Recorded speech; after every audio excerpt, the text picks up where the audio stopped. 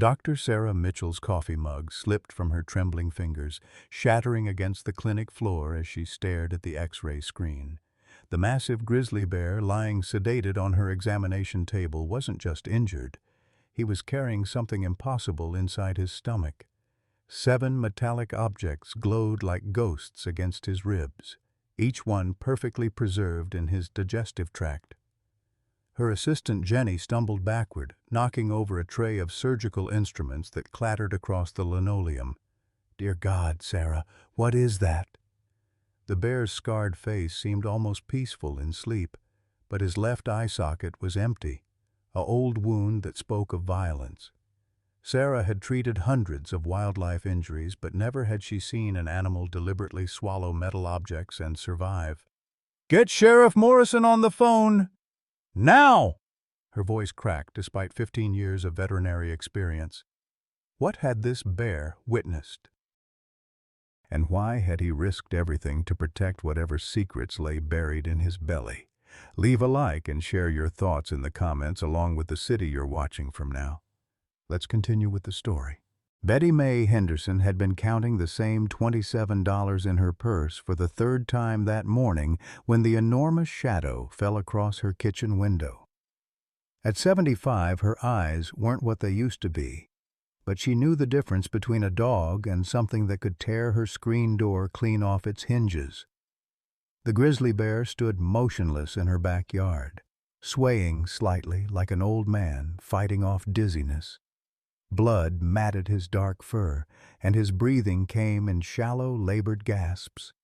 Most folks would have run screaming or reached for a shotgun, but Betty Mae had buried a husband, lost her only son to war, and spent 40 years teaching kindergarten in Pine Ridge, Washington.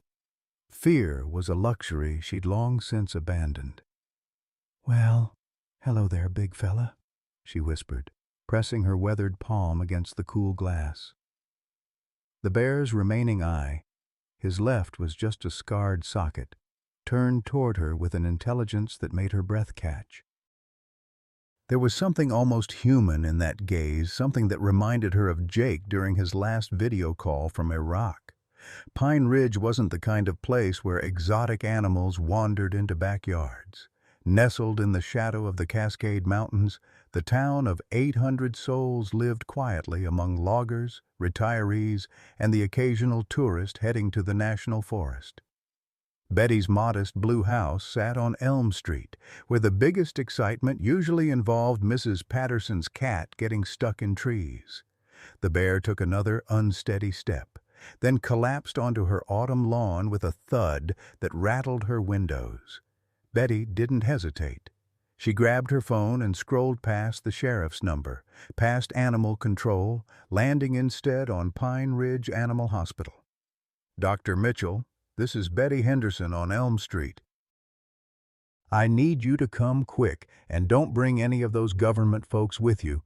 Her voice carried the authority of someone who'd spent decades managing crises, from skinned knees to heartbroken children.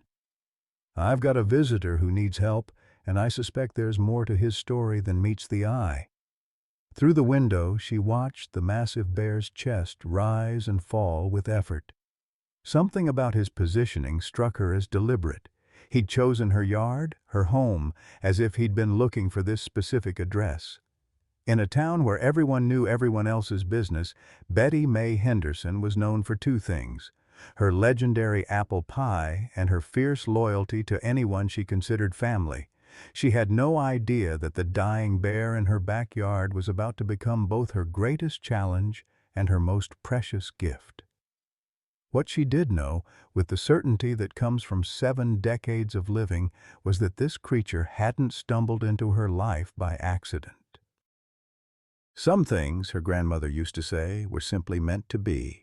Dr. Sarah Mitchell arrived at Betty Henderson's house expecting to tranquilize a confused black bear and arrange transport to a wildlife sanctuary.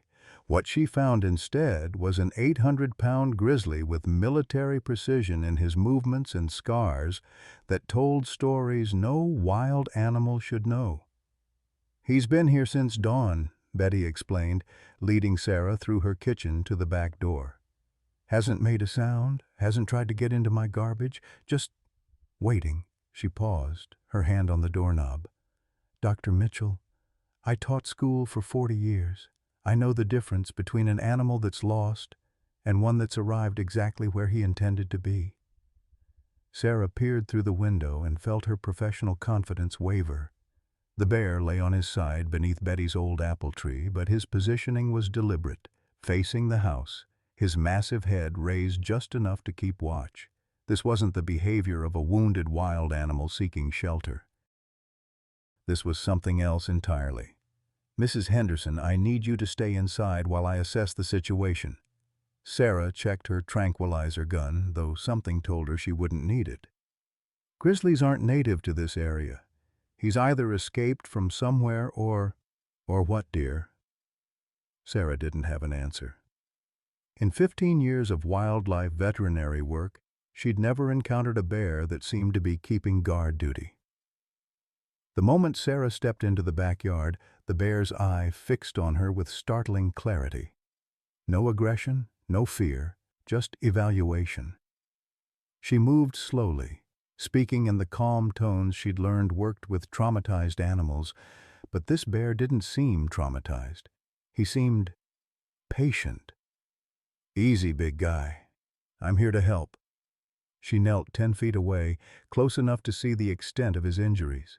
Multiple lacerations across his flanks, a concerning amount of blood loss, and that old socket wound that had healed years ago. But it was his behavior that unsettled her most. He watched her every movement with the focus of a sentry. When Sarah's phone buzzed with a text, the bear's ears twitched toward the sound. When she reached for her medical bag, he followed the motion without moving his head. This wasn't just intelligence, it was training. Jesus, she whispered, recognition dawning. You're not wild, are you? Before she could process the implications, a familiar voice called from the front yard. Betty, where are you, darling? I came as soon as I heard. Marcus Kane rounded the corner of the house with the confident stride of someone who belonged, his weathered face creased with what looked like genuine concern. Betty had known Marcus for years. He'd served with her son Jake in Iraq and had been a steady presence in her life since Jake's death. A good man who checked on her regularly, helped with repairs, and always remembered her birthday. Marcus, thank goodness you're here, Betty called from the back door. We've got ourselves quite a situation. But the moment Marcus stepped into the backyard, everything changed. The bear that had been calm and watchful suddenly went rigid. A low, rumbling growl built in his chest, not the warning growl of a threatened animal, but something far more specific. The sound of recognition, of hatred. Whoa there, big fella, Marcus said, but Sarah noticed how he instinctively stepped behind her. That's quite a visitor you've got, Betty. Dangerous looking. The bear struggled to his feet, 800 pounds of wounded determination. Blood seeped fresh from his injuries with the effort, but his focus remained locked on Marcus with laser intensity. Sarah had seen enough animal behavior to recognize a predator identifying its target. That's unusual, she murmured, studying the dynamic. He was completely calm until... Until what? Marcus asked, but his tone had shifted. The easy confidence was gone, replaced by something sharper. Until you arrived. Sarah's mind raced through possibilities. Bears didn't hold grudges against strangers. They didn't show this kind of specific animosity unless... Have you two met before? That's impossible, Marcus laughed, but it came out forced. I'd remember meeting a grizzly. The bear took a limping step forward, and Marcus retreated toward the fence. Betty, you need to call animal control. This thing is clearly aggressive, could hurt someone. But Betty was watching the interaction with the sharp eyes of someone who'd spent decades reading the subtle dynamics of her classroom. Funny thing, Marcus, he's been nothing but gentle since he arrived. Calm as could be until just now. Sarah noticed something else that made her pulse quicken. The bear's movements, despite his injuries, showed discipline. When he positioned himself between Marcus and Betty's house, it wasn't random. It was tactical. Protective. "Mrs. Henderson, I need to examine him properly," Sarah said, her veterinary instincts overriding her growing unease. "But first, Mr. Kane, could you step back to the front of the house? He seems agitated by your presence." "I'm not leaving Betty alone with that monster," Marcus protested. The bear's growl deepened at the word monster, and Sarah felt a chill that had nothing to do with the autumn air. Animals didn't react to specific words unless they'd been conditioned to understand them. "Marcus, please," Betty said firmly. "Let Dr. Mitchell do her job. I'll be fine." With obvious reluctance, Marcus retreated, but not before shooting the bear a look that Sarah couldn't quite interpret. The moment he disappeared around the corner, the bear's aggression evaporated. He lowered himself back to the ground, his breathing labored, but his demeanor once again calm and watchful. "Well, I'll be damned," Betty whispered. "That bear knows Marcus, doesn't he?" Sarah knelt beside the wounded animal, her mind spinning with implications. "Mrs. Henderson, I think we need to have a very serious conversation about where this bear might have come from, and why he might have a problem with your friend." As she began her examination, the bear allowed her touch without resistance, but his eye never stopped scanning the yard's perimeter. Whatever his story was, Sarah realized it was far from over, and Marcus Kane, whether he admitted it or not, was very much a part of it. The pieces of a puzzle she didn't yet understand were falling into place, and none of them made sense, except for the growing certainty that this bear hadn't wandered into Betty Henderson's life by accident. He'd come here with a purpose, carrying secrets that someone clearly didn't want revealed. The X-ray images on Dr. Mitchell's computer screen defied everything she thought she knew about wildlife behavior.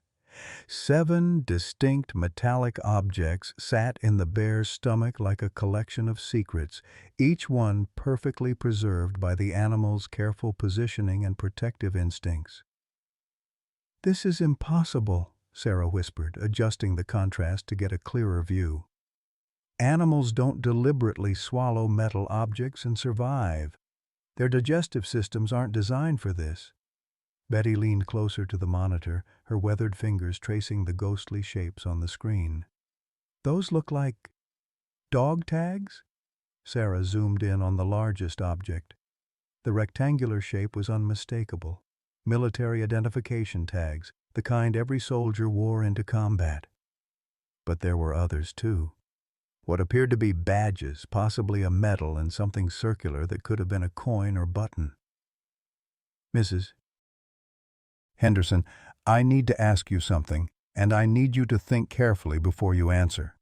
Sarah turned in her chair to face the older woman. "You mentioned your son served in Iraq. Was his name Jake Henderson?" Betty's face went pale. "How did you—" "Yes, Jacob Henderson. Military police. He died in 2008. Her voice cracked slightly. "Why would you ask that?" "Because one of these objects—" Sarah enhanced the image further, revealing faint engravings on the largest dog tag. "I can make out partial letters. JAK." The clinic's back door chimed as Marcus Kane entered without knocking, his face tight with concern. "Ladies, I've been thinking about this situation. That bear is clearly dangerous. I've called some friends at Fish and Wildlife. They can have a team here within the hour to handle this properly." "Handle it how?" Betty asked sharply. "Humanely, of course," Marcus said, but his eyes avoided hers. "Betty, that animal attacked me out there." "It's unpredictable, probably rabid. You can't keep it around." Sarah studied Marcus's face as he spoke. Something about his urgency didn't sit right. "Mr. Kane, the bear didn't attack you. He showed signs of recognition and aggression, but that's very different from an actual attack." "Recognition?" Marcus laughed nervously. "That's ridiculous. How would a wild bear recognize me?" That's an excellent question, Sarah said slowly, especially since this bear isn't exactly wild. She gestured to the X-ray images still glowing on her screen. Wild animals don't swallow military dog tags and survive. Marcus stepped closer to the computer, and Sarah noticed his face drain of color as he saw the images. Those could be anything. Metal debris, coins, bottle caps. No, Betty said firmly, studying the enhanced image. That's definitely Jake's dog tag. I'd recognize those dimensions anywhere. I held them when they shipped his personal effects home. She turned to Marcus with growing suspicion. Marcus, you were Jake's commanding officer. You'd recognize his tags too, wouldn't you? The silence stretched uncomfortably long. Marcus stared at the screen, his jaw working as if he were chewing over his words carefully. Betty, I supervised a lot of soldiers. I can't remember every set of tags. But you remember Jake well enough to check on his mother for 15 years, Sarah pointed out. Through the clinic's windows, they could see the bear lying in the transport kennel in Sarah's truck. Even wounded and sedated, he maintained that watchful posture, his head raised just enough to observe his surroundings. Dr. Mitchell, Betty said quietly, what kind of training would it take for an animal to behave like that, to swallow evidence and protect it? Military working dogs receive extensive training, Sarah admitted, but bears, that's unprecedented. Although, she paused, a memory surfacing, there were some experimental programs during the Iraq conflict, unusual animal partnerships. Most were classified. Marcus shifted uncomfortably. Ladies, you're letting your imaginations run wild. This is just a sick bear that happened to eat some garbage. Then you won't mind if I contact the Pentagon about those experimental programs? Sarah reached for her phone. I have colleagues who worked with military veterinarians. They might recognize this behavior pattern. That's not necessary, Marcus said quickly. Look, I'll make some calls myself. I still have contacts from my service days, but first we need to secure that animal properly. It's not safe sitting in your truck. Betty studied Marcus with the sharp eyes of someone who'd spent decades reading people. Marcus, in all the years you've been checking on me, have you ever mentioned working with animals during your service? No, because I didn't. Then how do you know so much about securing dangerous animals? The question hung in the air like a challenge. Marcus opened his mouth to respond, then seemed to think better of it. Common sense, Betty, that's all. Sarah turned back to her computer and began typing rapidly. I'm documenting everything we've observed. The bear's specific reactions, his protective behavior, the metallic objects in his stomach. This is either an extraordinary medical case or something much more significant. You're making a mistake, Marcus said, his voice taking on a harder edge. Some things are better left alone. That bear has been through trauma, probably escaped from a facility somewhere. The kindest thing would be to put him down and end his suffering. Over my dead body, Betty said with surprising force. That bear came to me for a reason. He's carrying Jake's dog tags. I won't abandon him the way... She stopped herself, but the implication was clear. The way what, Mrs. Henderson? Sarah asked gently. The way I feel like I abandoned Jake. Betty's voice broke. I should have asked more questions when he died. Should have pushed for more details about his accident.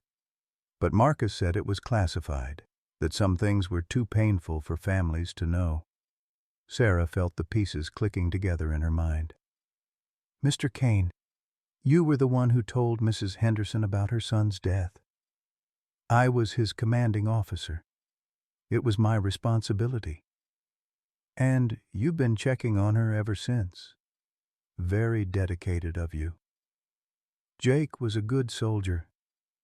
I cared about his family. But Sarah noticed how Marcus kept glancing toward the truck, where the bear lay waiting.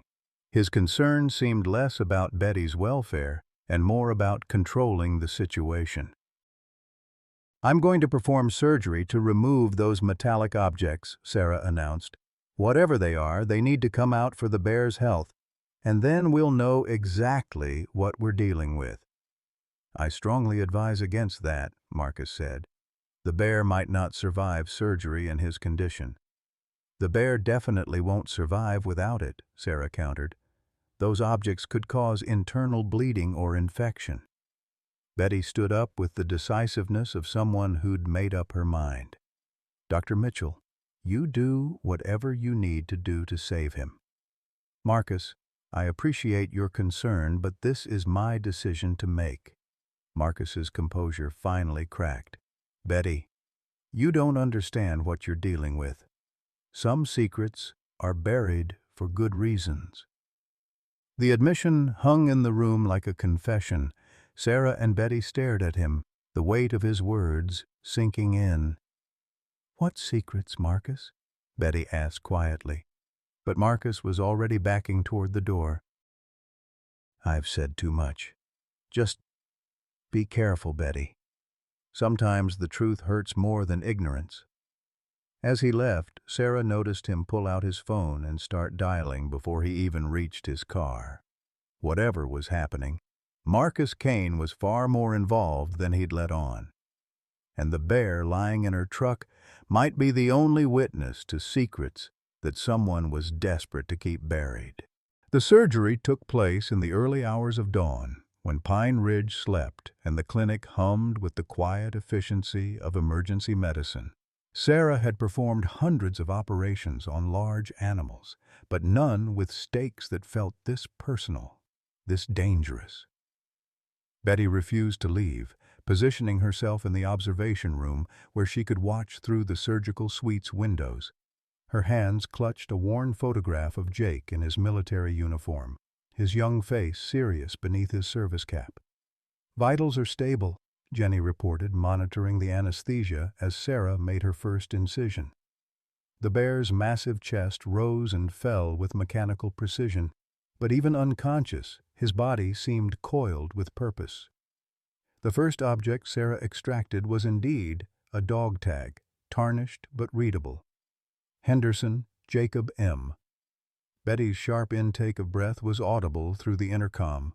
"That's Jake's," she whispered. "But how did—" Sarah placed the tag in a sterile container and continued working. The second object was another dog tag, this one belonging to someone named Rodriguez. Then came a military police badge, its eagle emblem dulled but unmistakable. "Dr. Mitchell," Jenny said quietly. "Look at this one." The fourth object was a sergeant's chevron, the kind worn on dress uniforms. But this one had something extra, tiny scratches that looked deliberate, almost like a code. "My God," Betty breathed from the observation room. "How many soldiers' belongings are in there?" By the time Sarah finished, 7 objects lay in the collection tray. 3 dog tags, 2 badges, 1 chevron, and a military challenge coin. Each piece told a story, and together they painted a picture that made Sarah's hands shake as she sutured the bear's abdomen. "These aren't random," she said to Betty afterward as they sat in the recovery room watching the bear slowly wake from anesthesia. "Animals don't collect specific items like this. Someone trained him to preserve evidence." Betty studied the artifacts lined up on the metal tray. "Jake used to tell me about his K-9 partner in his letters. Said he was working with the smartest soldier in the unit. I thought he meant another person." "What else did Jake tell you about his work?" "Not much. Military police duties, he said. Investigating incidents, securing evidence." Betty's voice grew soft with memory. "His last letter mentioned something about cleaning up a mess that went too high up the chain. I thought he meant paperwork." The bear's eye opened, immediately focusing on Betty's voice. Despite the surgery, despite the sedation, his attention was laser-sharp and protective. "Jake called his partner Atlas," Betty continued. "Said Atlas never forgot anything, never let anyone hurt the evidence. I thought—" She stopped, staring at the bear with dawning recognition. I thought he was being metaphorical. Sarah felt the pieces clicking together. Mrs. Henderson, is it possible that Jake's canine partner wasn't a dog? Before Betty could answer, her phone rang. The caller ID showed a number she didn't recognize, but the voice was familiar. Betty, it's Marcus. Don't answer any questions about that bear. I'm sending some people to collect him, federal wildlife officers. They'll be there within the hour. Marcus, what's really going on? Some things are classified for good reasons, Betty. Jake wouldn't want you involved in this. The line went dead. Betty stared at her phone, then at the bear who was watching her with what looked like understanding. Dr. Mitchell, I need you to promise me something, she said urgently. Whatever those federal people want, don't let them take Atlas until we understand what Jake was trying to tell us. Mrs. Henderson, if this is a federal matter, my son died investigating something that involved Marcus Kane and these artifacts. Atlas has been protecting this evidence for 15 years. Betty's voice carried the steel of a woman who'd lost too much to back down now. I won't let Jake's sacrifice be for nothing. Sarah looked at the bear, who despite his post-surgical weakness had positioned himself between Betty and the door. Military training didn't fade, even after 15 years of hiding in the wilderness. There's something else, Sarah said slowly. When I was removing the artifacts, I noticed scarring patterns on Atlas's stomach lining. Old scars, healed years ago. Someone performed surgery on him before. Deliberately placed these objects where they'd be safe from external removal. You mean someone prepared him to carry evidence? That's exactly what I mean. And whoever did it knew enough about bear physiology to ensure he'd survive the procedure. Through the clinic windows, they could see headlights approaching on the empty street. 3 black SUVs moving with purpose through the pre-dawn darkness. They're early, Betty observed grimly. Atlas struggled to his feet, surgical stitches pulling as he moved to position himself between Betty and the approaching vehicles. His growl was low but unmistakable. A warning. Dr. Mitchell, I need you to listen carefully, Betty said urgently. Jake's last letter mentioned a backup plan. He said if anything happened to him, Atlas would find me and I'd know what to do. I thought he was just being dramatic, but what? He told me to look for the truth under the apple tree. I thought he meant metaphorically, but what if he meant literally? What if there's more evidence hidden at my house? The first SUV pulled into the clinic's parking lot, followed by the others. Men in dark suits emerged, moving with the coordinated efficiency of a federal task force. Ladies, the lead agent announced as he entered the clinic, I'm Agent Phillips, Fish and Wildlife Service. We're here to collect a dangerous animal that's been reported in this area. On whose authority? Sarah asked, stepping protectively in front of Atlas. Federal authority. The animal poses a threat to public safety and needs to be relocated to a secure facility. But Betty was studying the men's faces, their equipment, their too-quick response time. You're not Fish and Wildlife, she said with certainty. Real wildlife officers would have proper transport equipment, tranquilizers, safety protocols. You boys look more like the kind of people who clean up problems permanently. Agent Phillips' mask slipped slightly. Ma'am, I need you to step away from the animal. No, Betty said simply. This bear is under Dr. Mitchell's medical care. He's not going anywhere until she clears him for transport. Atlas moved closer to Betty, his massive presence suddenly feeling less like a wounded animal and more like what he truly was, a soldier protecting his mission. The standoff that followed would determine whether 15 years of hidden truth would finally come to light, or whether the secrets Jake Henderson died protecting would be buried forever, along with the bear who'd risked everything to preserve them. Outside, more vehicles were arriving. But these weren't federal agents. They were pickup trucks and sedans, carrying the people of Pine Ridge who'd heard through the small-town grapevine that Betty Henderson needed help.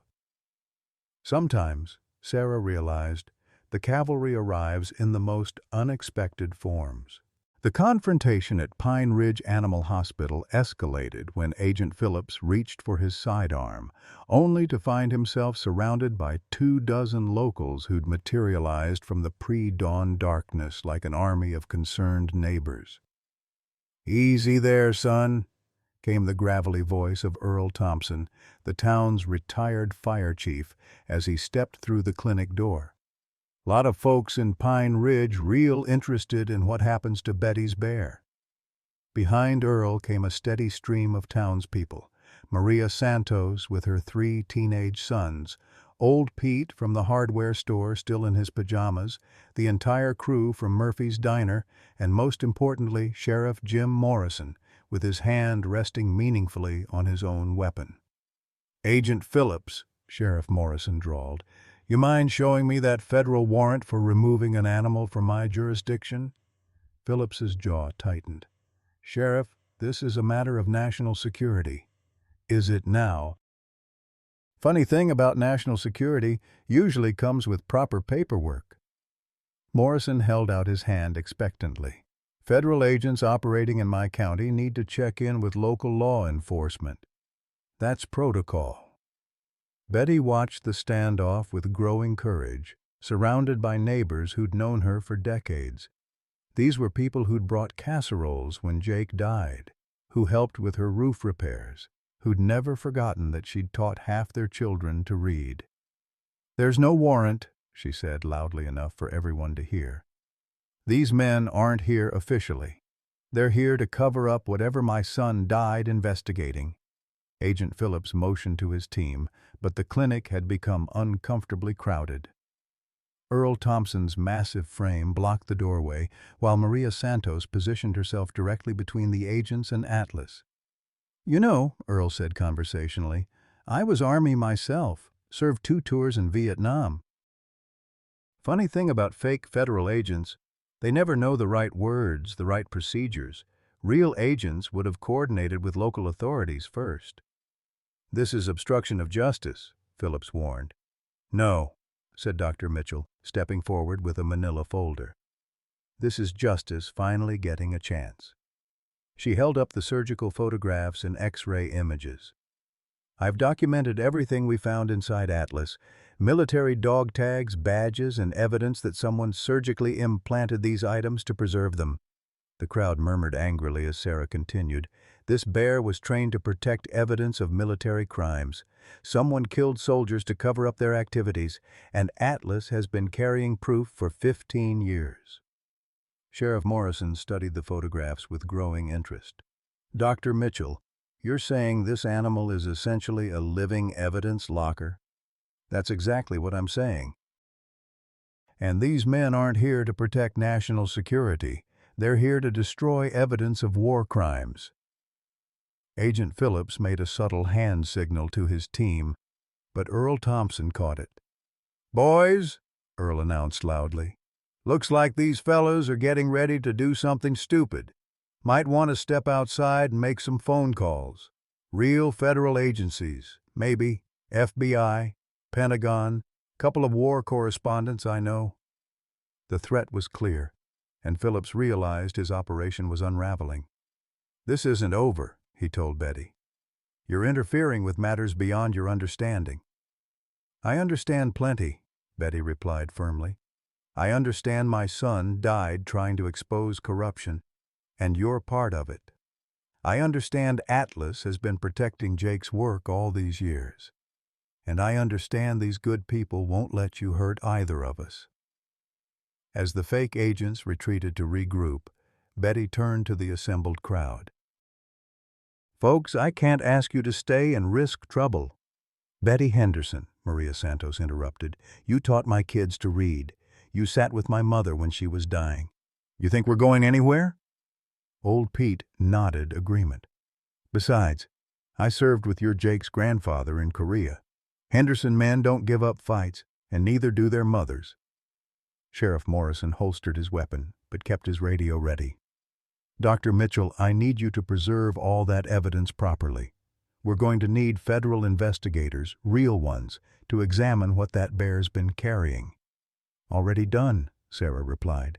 "I photographed everything, sealed the artifacts in evidence bags, and uploaded copies to 3 different secure servers." Atlas, despite his surgical weakness, had been watching the entire confrontation with the alertness of a sentry. Now, as the immediate threat passed, he moved carefully to Betty's side and lowered his massive head against her hip, the first truly gentle gesture anyone had witnessed from him. "He's saying thank you," Betty whispered, running her fingers through his coarse fur. "Aren't you, boy? You've been waiting so long to finish Jake's mission." Earl Thompson crouched down to Atlas's level, studying the bear's scarred face. "You know, I heard stories about experimental military programs during Iraq. Animals trained for special operations. Most folks thought they were just rumors." "They weren't rumors," came a new voice from the doorway. Everyone turned to see an elderly man in a worn army jacket, his chest decorated with service ribbons. "Colonel William Hayes, retired. I ran some of those programs." The room fell silent as Colonel Hayes approached Atlas. The bear's reaction was immediate and profound. He struggled to his feet and assumed what was unmistakably a military attention posture. "Jesus Christ," Hayes breathed. "Atlas, is that really you, boy?" The bear's response was a low, rumbling sound that wasn't quite a growl, more like recognition, relief, and 15 years of suppressed emotion finally finding voice. "Colonel," Betty said urgently, "did you know my son?"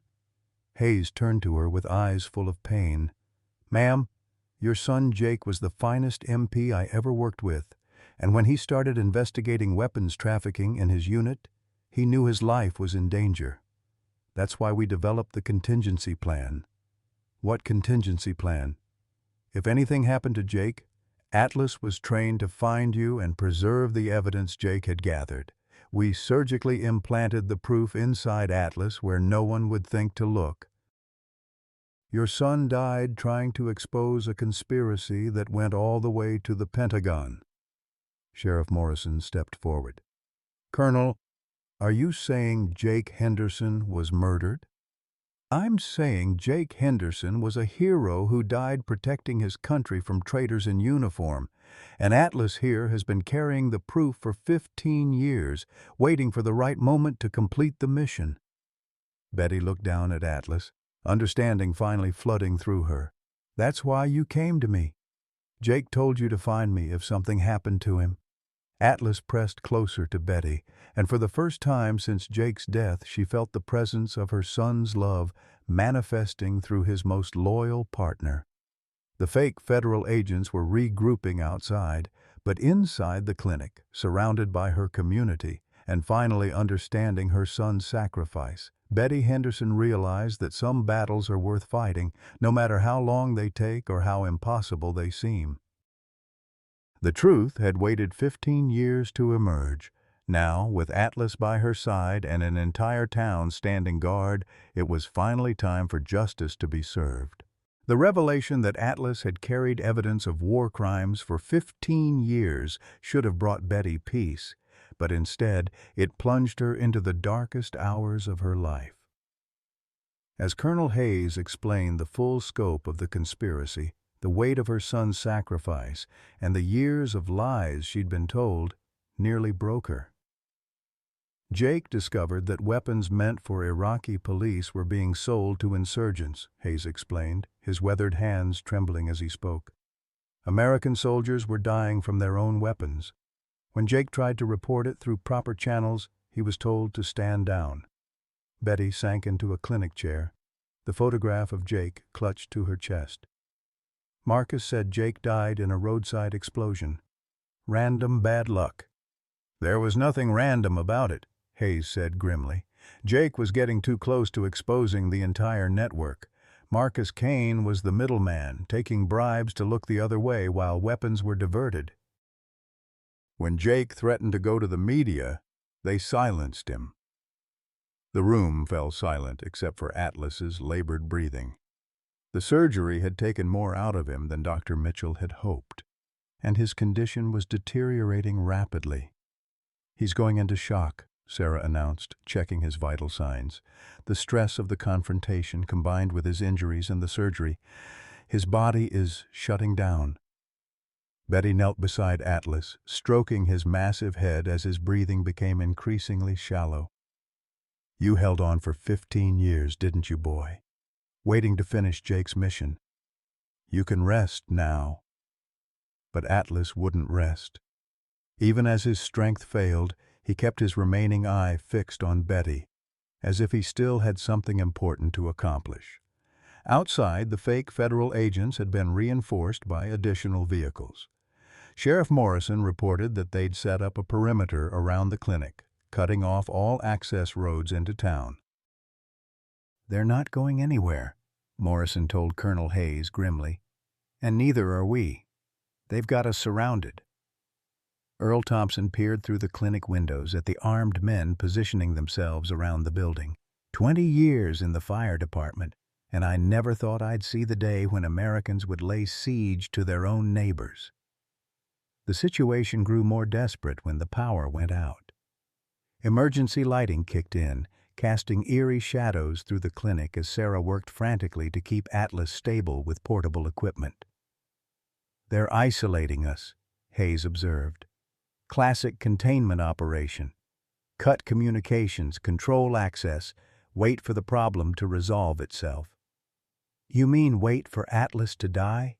Betty said bitterly. "And for the evidence to disappear with him," Hayes confirmed. But Betty wasn't ready to give up. Despite being 75 years old, despite facing professional killers, despite watching the last connection to her son slip away, she found reserves of strength she didn't know she possessed. "Dr. Mitchell," she said with sudden determination, "is there any way to perform emergency surgery? To remove Atlas's stomach and preserve it even if—" She couldn't finish the sentence. "Betty, no," Sarah protested. "That would kill him immediately. He's dying anyway. But if we can preserve the evidence in his stomach, Jake's sacrifice won't be meaningless." Colonel Hayes shook his head. "Even if we could preserve the evidence, we're surrounded. They'll destroy everything the moment we try to leave." Outside, the fake agents were growing impatient. Agent Phillips used a megaphone to address the clinic. "Dr. Mitchell, you have 1 hour to release the animal to federal custody. After that, we'll be forced to use other methods." The threat was clear.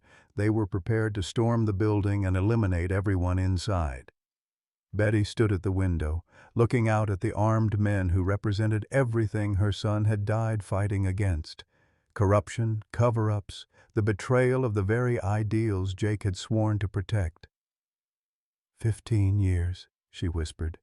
"Jake's been waiting 15 years for justice, and now we're going to fail him."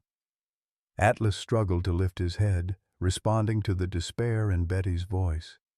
Despite his failing condition, he managed to place one massive paw on her hand, a gesture of comfort that broke her heart. "I'm sorry, boy," she whispered. "I'm sorry I couldn't be strong enough to finish what Jake started."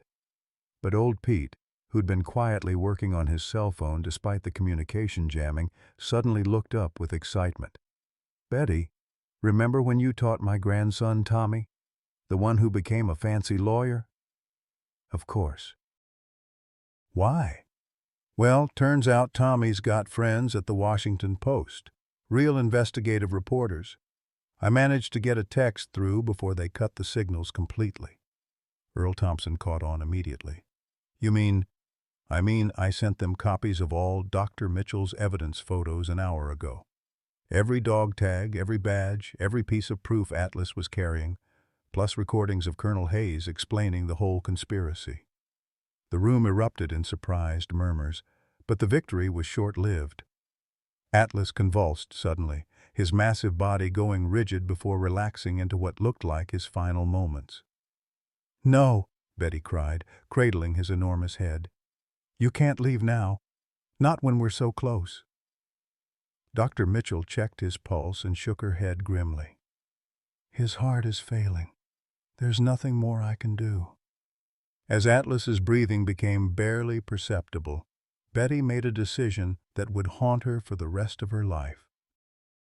She looked at Colonel Hayes with tear-filled eyes and said the words that condemned her son's most loyal friend. "Do it. Remove his stomach before it's too late. Let Jake's evidence survive even if Atlas can't." "Betty, no," Sarah protested. "I won't." "Doctor, that's an order," Colonel Hayes said quietly. "In the military, we sometimes have to make impossible choices to serve the greater good." As Sarah reluctantly prepared for the procedure that would end Atlas's life but preserve Jake's evidence, Betty whispered a final goodbye to the bear who'd carried her son's mission for 15 years.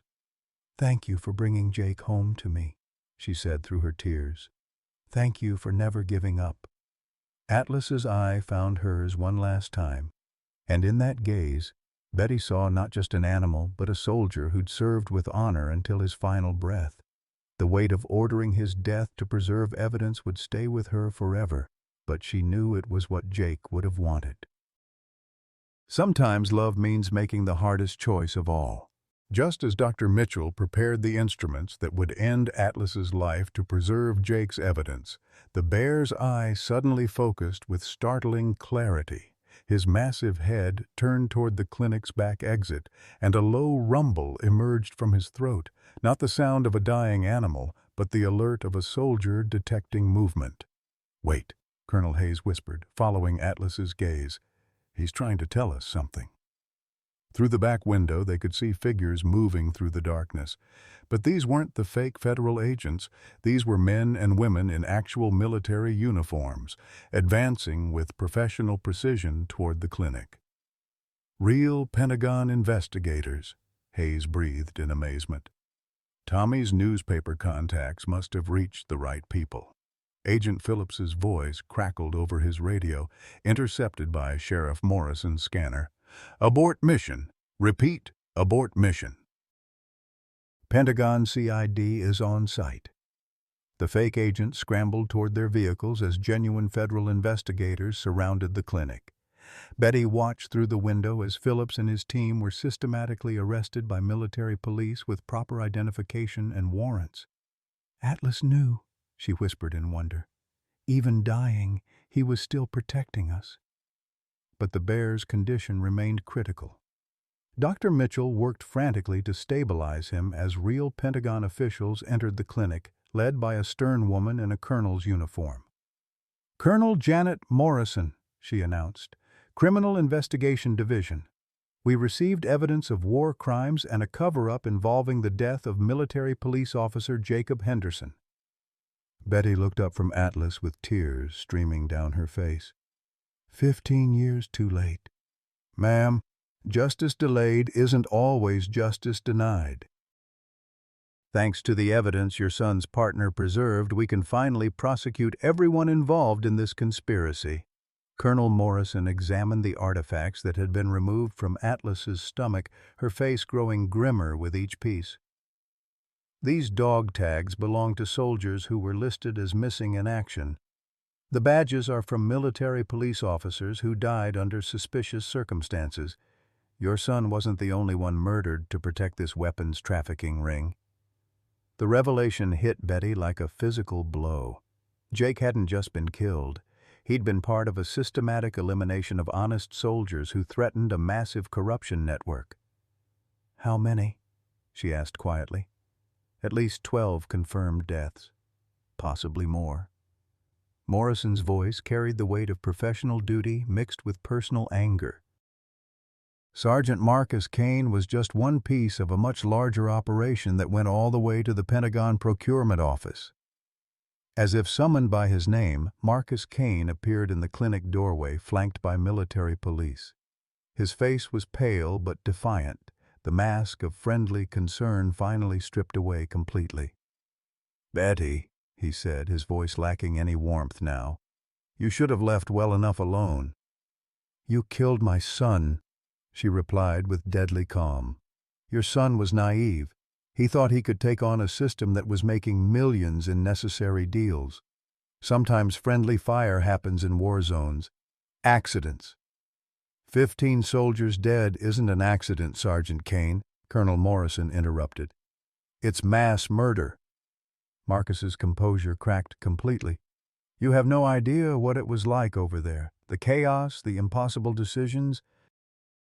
We were trying to survive in a war zone while politicians back home played games with our lives. So you decided to profit from it, Betty said. You sold weapons to the people who were killing your own soldiers. I adapted to reality, Marcus snarled. Your precious Jake couldn't understand that sometimes you have to work within a corrupt system to accomplish anything. Atlas, despite his critical condition, struggled to lift his head at the sound of Marcus's voice. The hatred in the bear's remaining eye was unmistakable. 15 years of carrying evidence against this man had not dimmed his determination to see justice done. That bear should have died years ago, Marcus continued. I searched those mountains for months trying to find him. I knew Jake had trained him to carry evidence, but I never imagined the old fool would survive this long. Old fool. Betty stood up, her small frame radiating fury. That old fool carried proof of your crimes for 15 years because he was more loyal to my son's memory than you ever were to your country. Dr. Mitchell interrupted the confrontation with urgent news. His vital signs are stabilizing. I think he's going to make it. The room fell silent as everyone watched Atlas's breathing grow stronger and more regular. Against all medical probability, the ancient bear was fighting his way back from the brink of death. He's not done yet, Colonel Hayes observed with wonder. 15 years of mission dedication doesn't die easily. But Marcus Kane wasn't finished either. As the military police prepared to escort him away, he turned back to Betty with a final, vicious revelation. You want the truth about your son? Jake didn't die in a roadside bomb. I shot him myself when he refused to drop his investigation. He was crying for his mommy when I put the bullet in his head. The words hit Betty like physical blows, but instead of breaking her, they ignited something fierce and protective. She stepped toward Marcus with the fearless determination of a mother defending her child's memory. My son died a hero, she said with quiet strength. You're going to die a coward in federal prison. Atlas managed to lift his massive head one final time, fixing Marcus with a stare that carried 15 years of accumulated judgment. The sound that emerged from the bear's throat wasn't quite a growl. It was the satisfied rumble of a soldier who'd finally completed his mission. Colonel Morrison signaled for Marcus to be removed. Sergeant Kane, you're under arrest for the murders of military police officer Jacob Henderson and 11 other American service members, conspiracy to commit treason, and trafficking weapons to enemy combatants. As Marcus was dragged away, he shouted back at Betty, That bear will never be safe. There are others involved, others who'll come for him. But Betty wasn't afraid anymore. Surrounded by real federal investigators, genuine military officers, and a community that had rallied to protect her, she finally understood that Jake's sacrifice had not been in vain. Atlas had carried the truth through 15 years of hiding and suffering, waiting for the moment when justice could finally be served.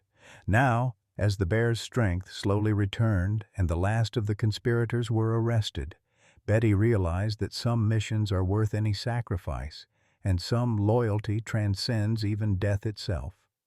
The bear who'd carried her son's final evidence had brought more than proof of crimes. He'd brought Jake's love home to her, wrapped in the form of a soldier who never abandoned his post, never forgot his duty, and never stopped believing that truth would eventually prevail. 6 months after the arrests that shattered a 15-year conspiracy, Betty Henderson's modest blue house on Elm Street had become something she never expected, a symbol of hope for veterans and their families across the nation. The transformation began with Atlas's recovery. Against all veterinary expectations, the ancient bear not only survived his ordeal, but seemed to grow stronger each day, as if completing his mission had given him a new lease on life. Dr. Mitchell attributed it to the relief of finally laying down a burden he'd carried for 15 years. But Betty knew it was something deeper. Atlas had found his purpose again.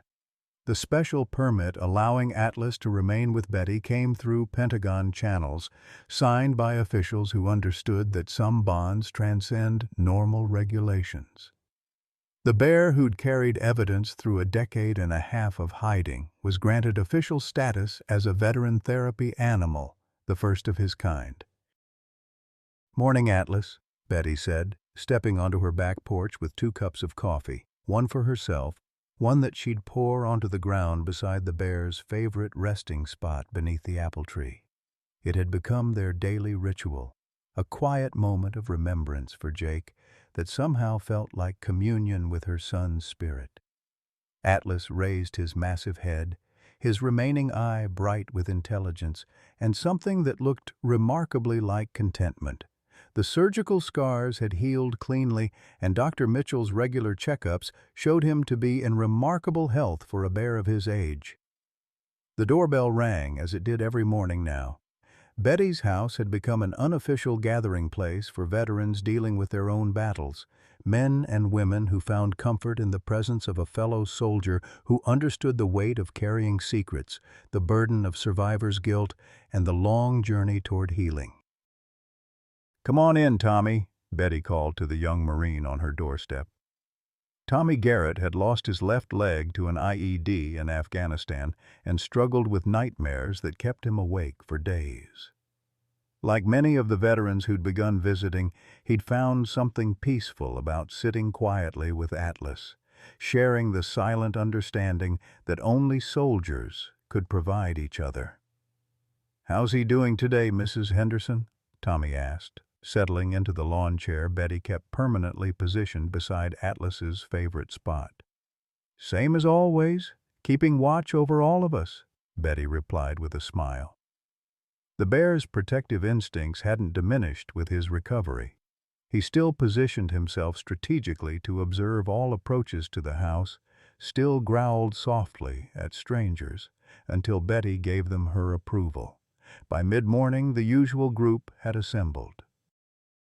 Maria Santos brought fresh coffee and homemade pastries, claiming it was the least she could do for the woman who'd exposed corruption that reached the highest levels of government.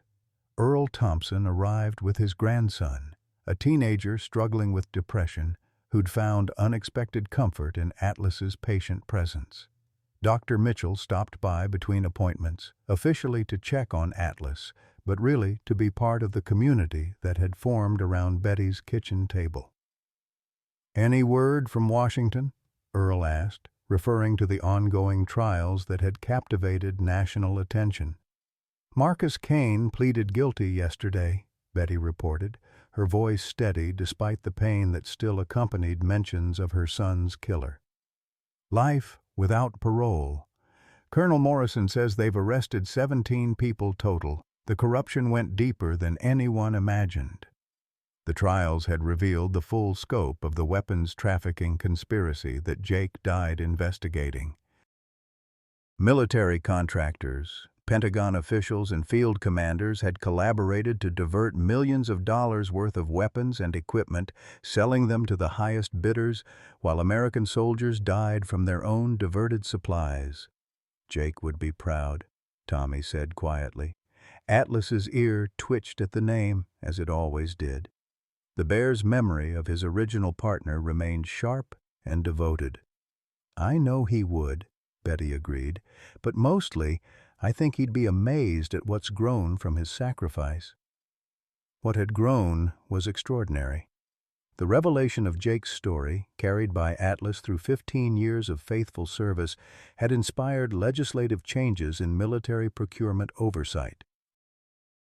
The Henderson-Atlas Act now required independent verification of all weapons transfers in combat zones, with whistleblower protections that might have saved Jake's life if they'd existed in 2008. More personally, Betty's house had become a sanctuary for veterans who needed what Atlas provided.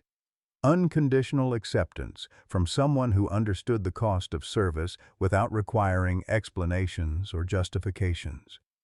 "Mrs. Henderson," said a new voice from the doorway. A young woman in civilian clothes stood hesitantly at the entrance, her posture betraying military training despite her attempts to appear casual. "I'm Sarah Chen. I served 2 tours in Iraq as an MP. I heard about what happened to your son, and about Atlas." Betty recognized the look in the young woman's eyes, the haunted expression of someone carrying secrets that were eating her alive from the inside. "Come sit with us, dear," Betty said gently. "Atlas has been waiting for you." It wasn't entirely metaphorical. Atlas had an uncanny ability to sense which visitors needed his particular form of therapy. As Sarah approached cautiously, the bear lifted his head and made the soft, rumbling sound that the regular visitors had learned meant welcome, acceptance, and understanding. "I was Jake's replacement," Sarah said quietly, settling cross-legged on the grass beside Atlas. "Same unit, same job. I found some of his old case files that Marcus Kane didn't destroy. There were more soldiers investigating the weapons trafficking than anyone knew." The revelation that Jake hadn't been working alone brought tears to Betty's eyes, but also a fierce pride. Her son had been part of a network of honest soldiers trying to expose corruption, each one risking their lives to protect their fellow service members. "Jake left notes hidden in the case files," Sarah continued. "Instructions for continuing the investigation if something happened to him. He knew he was in danger, but he couldn't stop. Too many soldiers were dying because of the diverted weapons." Atlas moved closer to Sarah, resting his massive head near her shoulder in a gesture of comfort that had become his signature. The bear seemed to understand that his presence provided something that human therapy often couldn't: the silent solidarity of a fellow soldier who'd carried his own impossible burdens. As the afternoon progressed, more visitors arrived. A Vietnam veteran seeking help with PTSD, a Gold Star mother whose son had died from weapons that were supposed to protect him, a military spouse struggling with the loneliness of repeated deployments.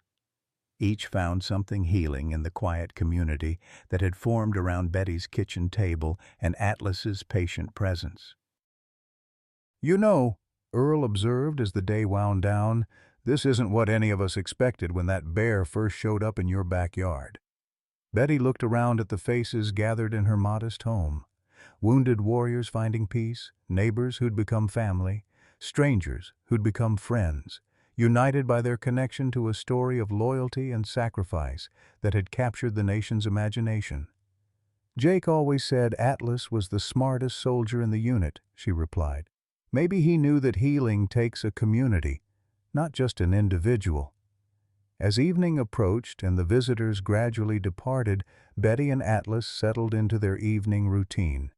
She read aloud from the letters Jake had sent from Iraq, letters that took on new meaning now that she understood the dangerous work he'd been doing. Atlas listened with the attention of someone hearing stories about an old friend, occasionally making soft sounds that might have been agreement or remembrance. "Tomorrow's Memorial Day," Betty told Atlas as they watched the sunset paint the sky in shades of gold and crimson. "First one where I really understand what it means to honor the fallen." Atlas placed his massive paw gently on her hand, a gesture that had become their signal for mutual comfort and understanding. In the distance, Betty could see other houses in Pine Ridge where porch lights were coming on, where families were gathering around dinner tables, where children were being tucked into bed with stories and kisses. It was the America that Jake had died protecting. Not perfect, but striving to be better. Not without corruption, but capable of justice when good people refused to look away. The bear who'd carried evidence through 15 years of hiding had brought more than proof of crimes to her doorstep. He'd brought her son's love, wrapped in the form of loyalty that never wavered, duty that never ended, and hope that never died. Some missions, Betty realized, don't end with the completion of objectives. They evolve into something larger, something that honors the sacrifice while building something beautiful from the ashes of loss. Atlas had completed Jake's mission, but he'd also begun a new one, proving that healing, like justice, is possible when communities come together to support those who've served and sacrificed for something greater than themselves. This story touches the deepest corners of what it means to love unconditionally and find purpose in our golden years. Betty Henderson, at 75, discovered that family isn't always blood. Sometimes it's a wounded soldier who shows up in your backyard when you need each other most. Her journey from lonely widow to community cornerstone proves that our most meaningful chapters can begin when we think our story is ending. Atlas didn't just carry evidence for 15 years. He carried Jake's love home to his mother, wrapped in loyalty that transcended species and time.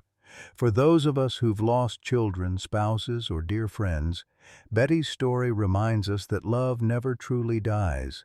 It transforms, it finds new vessels, it creates unexpected families. Her modest kitchen table became a sanctuary where broken hearts heal together, where veterans find peace, where a 75-year-old teacher discovers she still has so much to give. Sometimes our greatest purpose emerges from our deepest pain, and the very thing that breaks us can become the foundation for healing others. Betty proved that it's never too late to become someone's hero, to build community, to turn grief into grace. What unexpected blessing emerged from your greatest loss? Have you ever found family in the most surprising places? Share your story below. Our community needs to hear how love transforms and endures. The final chapter of Betty Henderson's story unfolded not in dramatic courtroom victories or media celebrations, but in the quiet, sacred moments that define a life well lived. 1 year after Atlas's arrival, her small house on Elm Street had become something unprecedented in Pine Ridge, a place where healing happened not through professional therapy or government programs, but through the simple power of understanding, acceptance, and shared purpose. The transformation was visible from the street. What had once been a lonely widow's modest home now bustled with gentle activity from dawn to dusk.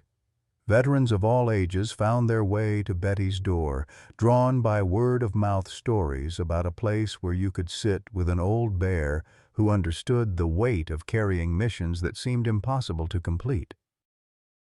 "Morning, Atlas," Betty said, as she did every day, stepping onto her back porch with her coffee and settling into the weathered chair she'd positioned beside his favorite spot under the apple tree. At 12 years old, Atlas should have been slowing down, but his purpose seemed to energize him. His remaining eye was still bright, still watchful, still ready to provide comfort to whoever needed it most. The mail carrier, a Vietnam veteran named Frank, always lingered during his delivery. "Mrs. Henderson, got another letter from that documentary crew. They want to do a follow-up story about Atlas." Betty shook her head gently. "Atlas isn't about fame, Frank. He's about service. Jake taught him that." The bear's ear twitched at his original partner's name, as it always did. Some bonds, Betty had learned, don't weaken with time. They deepen, becoming part of the foundation upon which new relationships are built. By mid-morning, the day's first visitors had arrived. Dr.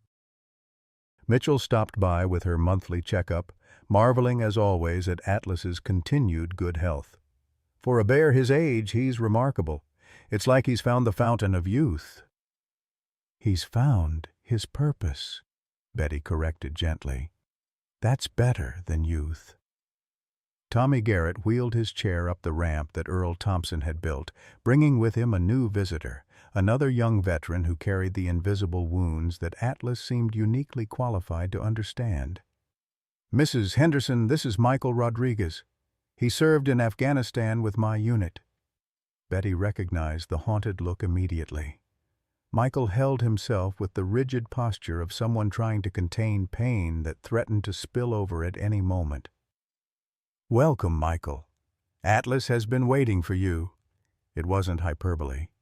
Atlas had developed an uncanny ability to sense when a new veteran was approaching, positioning himself where he could offer immediate comfort while remaining non-threatening. As Michael settled uncertainly on the grass, Atlas moved closer with the patient gentleness that had become his signature. "I don't really believe in therapy animals," Michael said quietly. "But Tommy insisted." "Atlas isn't really a therapy animal," Betty replied. "He's a fellow soldier who understands what you're carrying." Within minutes, Michael was leaning against Atlas's massive frame, the first relaxation Betty had seen in his posture. The bear's breathing was deep and steady, creating a rhythm that seemed to calm everyone around him. "My unit was wiped out by weapons that were supposed to be on our side," Michael whispered. "IED made from American explosives. I was the only survivor." Atlas's low rumble wasn't quite a growl.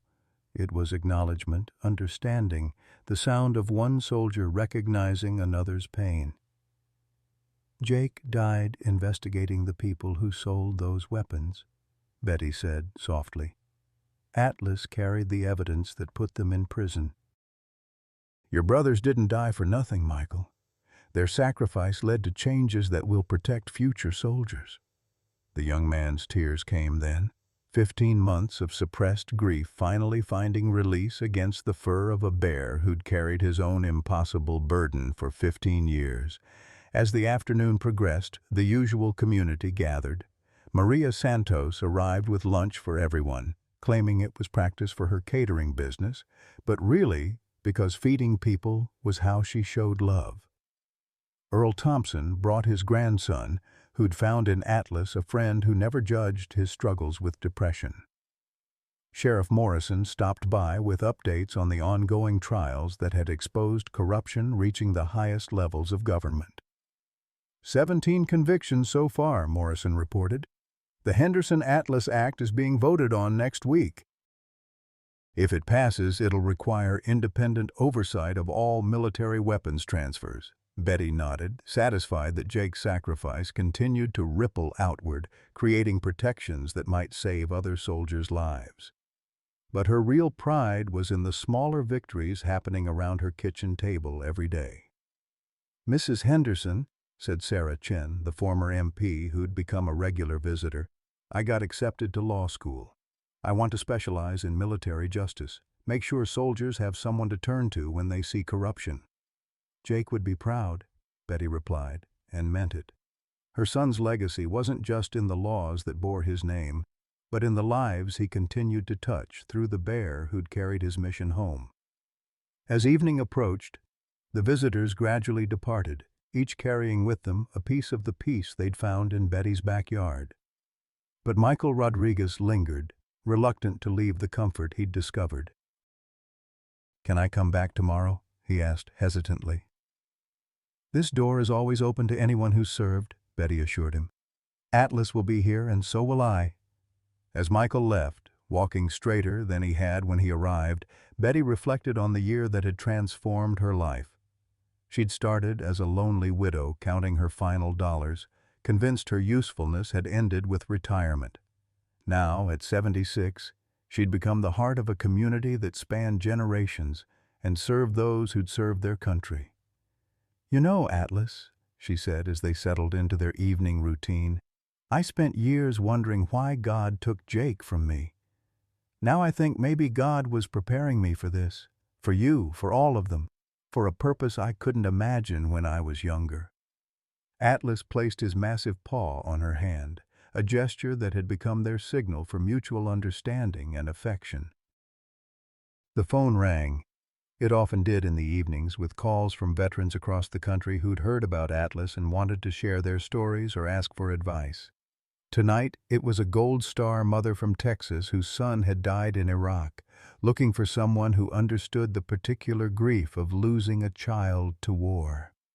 "The pain doesn't go away," Betty told her gently. but it changes. It becomes something you can use to help others. Your son's sacrifice created a space in your heart that can now hold other people's pain and help them heal. After the call, Betty and Atlas sat quietly in the gathering dusk, watching the lights come on in houses throughout Pine Ridge. In the distance, she could see the cemetery where Jake was buried, marked now with a headstone that read, "Hero, Son, Soldier. His mission lives on." Tomorrow would bring new visitors, new stories of service and sacrifice, new opportunities to demonstrate that healing happens in community, that purpose can emerge from pain, and that love, whether between parent and child, soldier and partner, or community and individual, never truly ends. Atlas had completed his original mission by delivering Jake's evidence and seeing justice done. But his greater mission, proving that loyalty, service, and unconditional love could transform grief into grace, continued every day in the lives he touched, the veterans he comforted, and the community he'd helped Betty build. "Thank you," Betty whispered to the bear who'd brought her son's love home and given her a reason to believe that her own story was far from over. "Thank you for showing me that sometimes the greatest missions begin when we think everything has ended." Atlas's gentle rumble seemed to say, "That's what family does. We carry each other home." In Pine Ridge, Washington, love had indeed found a way to change forms, to transcend loss, and to create something beautiful from the ashes of sacrifice. And in a modest blue house on Elm Street, a 76-year-old woman and a 12-year-old bear continued to prove every day that some bonds are stronger than death, some missions are worth any sacrifice, and some love stories never truly end. They just become the foundation for new chapters of hope, healing, and home.